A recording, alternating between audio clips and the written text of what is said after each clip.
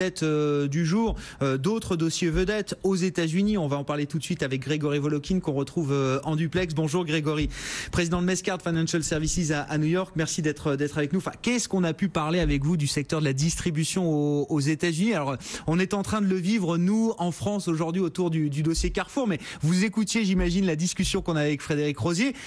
C'est des discussions que vous aviez il y a, je sais pas, 1, 2, 3 ans en arrière aux États-Unis, autour de Walmart, autour d'un Best Buy. Aussi quelques noms qui ont d'ailleurs réussi à s'en sortir dans ce secteur de la distribution face à la concurrence d'Amazon. Tout le monde n'est pas mort, hein. Tout le monde n'est pas mort et disons les initiatives de Carrefour que décrivait Frédéric semblent aller totalement dans le bon sens. Mais il faut savoir que les marchés sont comme ça. Quand des compagnies telles que Walmart ou Best Buy commençaient à avoir des initiatives positives, c'était au moment où les marchés étaient le plus négatifs sur ces titres. Et c'est seulement après 1 an, 2 ans ou 3 ans que tout d'un coup, tout le monde revient en se disant tiens, ils ont compris dans quelle direction aller. Donc pour Carrefour, ils n'ont pas vraiment le choix. Ils appliquent les recettes qui ont marché aux États-Unis. Il faudra prouver qu'elles vont marcher aussi en Europe, mais ils n'ont pas vraiment d'autres opportunités pour le moment à mes yeux. On rappelle Walmart qui a gagné 40% en 2017 et un titre qui doit se traiter sur ses sommets historiques. Voilà, donc retour en grâce quand même de certains noms de la distribution qui ont su faire prendre les bonnes décisions il y a quelques années en arrière et qui récoltent les fruits de ces décisions aujourd'hui, en tout cas du point de vue boursier. Alors il y en a un qui récolte les fruits, mais enfin j'allais dire trimestre après trimestre, c'est Netflix, Grégory. Enfin c'est quoi le scénario aussi positif que ça sur Netflix? Parce que oui, on a eu les chiffres hier soir qui ont été publiés. Enfin, Netflix, avant la publication des chiffres, prenait déjà plus de 3% en bourse. Et après la publication de ces chiffres trimestriels, a bondi de 9%. Là, c'est Netflix qui prend 10% sur un titre qui est déjà mais extrêmement cher, Grégory. Oh, le titre n'est pas vraiment cher, il n'a pas de prix puisqu'il ne gagne pas d'argent. Et en gros, c'est vraiment le problème. On juge Netflix sur la croissance du nombre de ses abonnés. C'est tout à fait légitime. C'est ce qu'on appelle un peu l'effet network.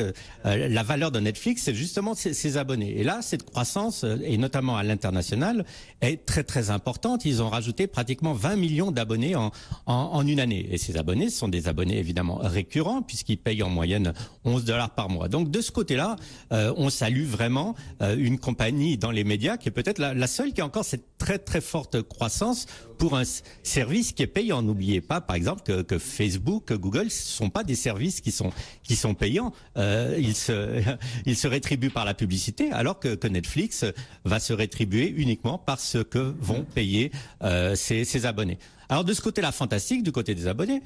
Maintenant, si on enlève la casquette, je dirais, bullish et admirative, et qu'on met une casquette en regardant les chiffres financiers, c'est un peu différent.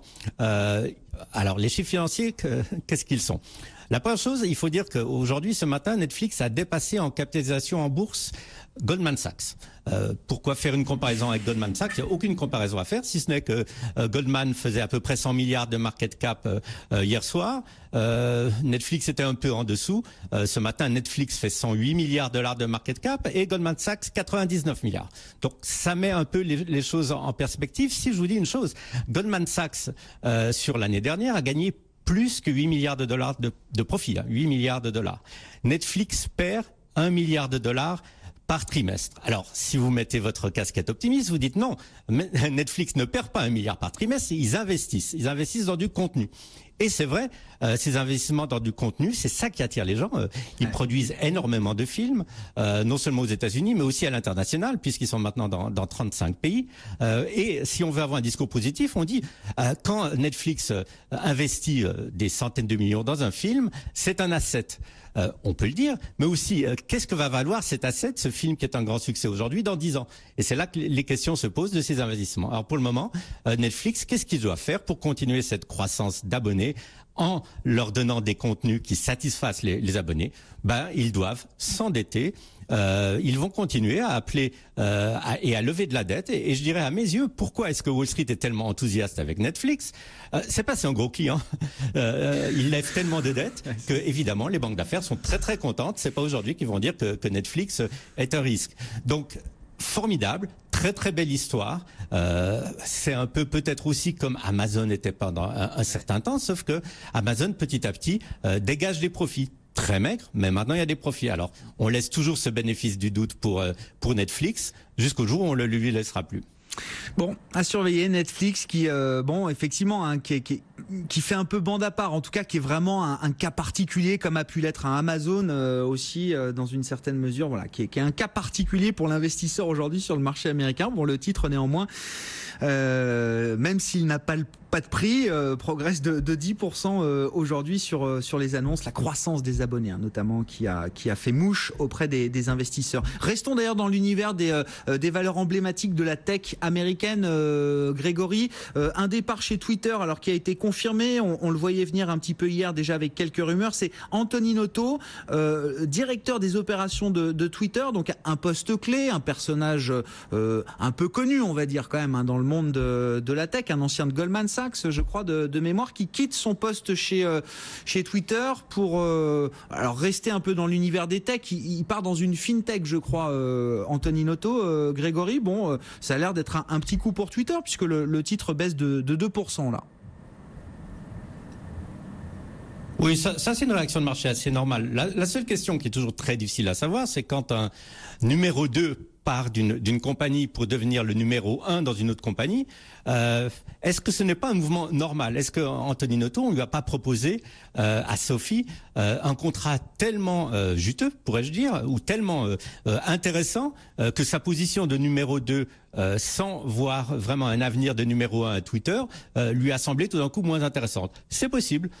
Et de dire c'est un mauvais coup pour Twitter, oui, c'est un mauvais coup parce que Noto est quelqu'un d'extrêmement respecté et efficace dans ce domaine.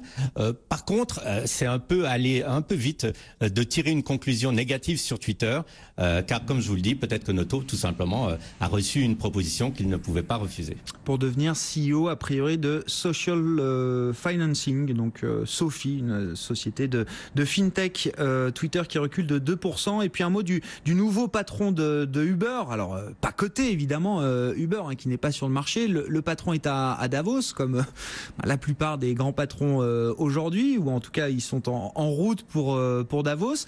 Il s'exprime sur pas mal de sujets, notamment sur la voiture autonome. Ils ont pas l'air, enfin, il nous dit pas que c'est tout de suite pour demain le VTC sans chauffeur, le patron d'Uber. D'ailleurs, il temporise un petit peu cette spéculation aussi, Grégory. Oui, je pense qu'il est assez réaliste dans le calendrier. Il parle d'abord de voitures électriques, et puis surtout il montre aussi une très très bonne volonté. Vous savez que Uber a beaucoup de problèmes, et notamment dans certains pays d'Europe. Donc ils disent on veut collaborer, par exemple, à lutter contre les encombrements. On veut vraiment écouter ce que nous disent nos partenaires dans les différents pays.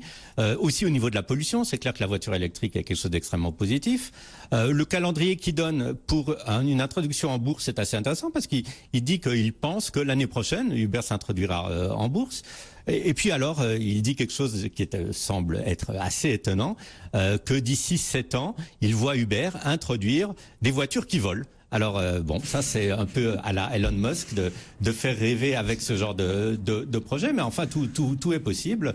Ce qu'il faut dire, c'est que Uber fait, je dirais, à Davos une offensive de charme, et que pour le moment, disons, ça a assez bien payé. Vous avez eu des gros investisseurs institutionnels tels que SoftBank qui sont rentrés dans le capital, et l'ancien CEO Kalanick, je pense qu'on le regrette pas tellement, et que le discours actuel du management est quelque chose qui est plutôt rassurant, aussi bien pour les futurs investisseurs que pour les investisseurs actuels, que pour tous les partenaires qui sont en fait les pays concernés par les activités de Uber sur leur sol. Bon, opération restauration d'image alors pour Uber et le nouveau patron d'Uber.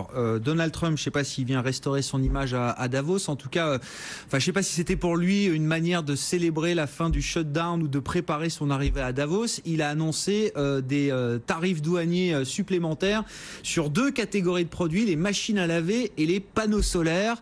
Bon, ce sont un peu toujours les mêmes pays qui sont visés derrière cette question des barrières douanières, Grégory. Oui, absolument. Et c'était attendu.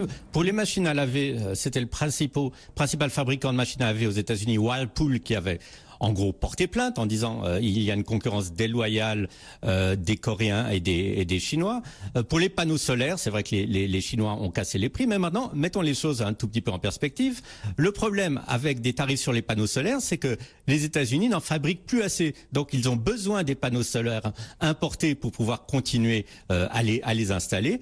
Donc, il y a des risques tout simplement de perte ou de destruction d'emplois aux États-Unis pour les compagnies qui installent ces panneaux solaires, plus une augmentation des prix, ce qui n'est pas du tout ce que veut Trump.